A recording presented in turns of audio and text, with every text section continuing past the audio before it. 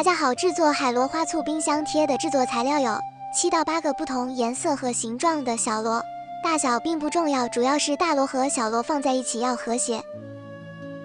选一个大螺为主体，这次我选的是凤凰螺。一些小簇的碎珊瑚枝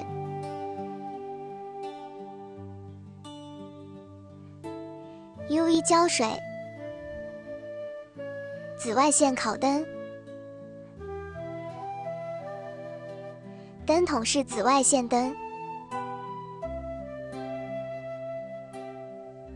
各种大小和颜色的马卡龙珍珠，原磁铁片，劳保护目镜。第一步，先用大一点的珊瑚枝做背景，摆好大概位置，挤上 UV 胶水。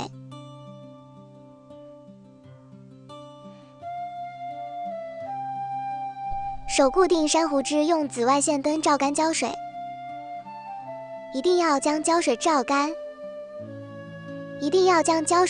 才好进行下一步，避免返工。第二步，将小螺中最大的一颗粘在大螺上，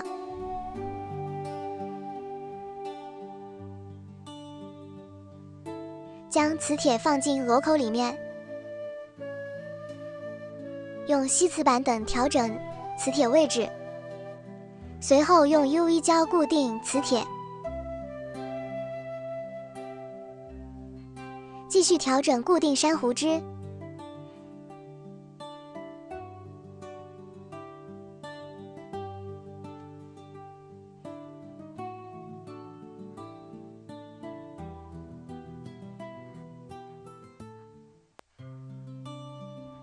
加上再小一点的海螺。海螺本身颜色没有过分鲜艳的，所以放在一起怎么都很好看，不用太在乎色彩选择，它们放在一起就是很自然的感觉。重复之前的操作过程和插花有点像，不同之处就是得用胶水固定。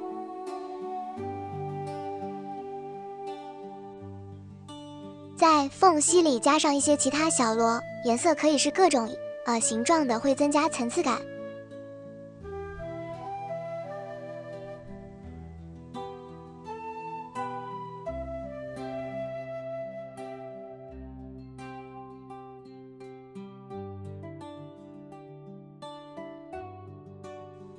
继续加上一些较小的珊瑚枝，让整个作品层次更加丰富。好了，主体结构就到这里完成了。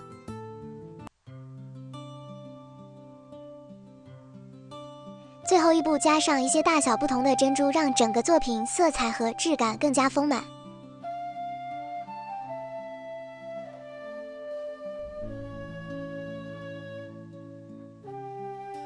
有些小螺上会有些重孔和瑕疵，可以用珍珠掩盖。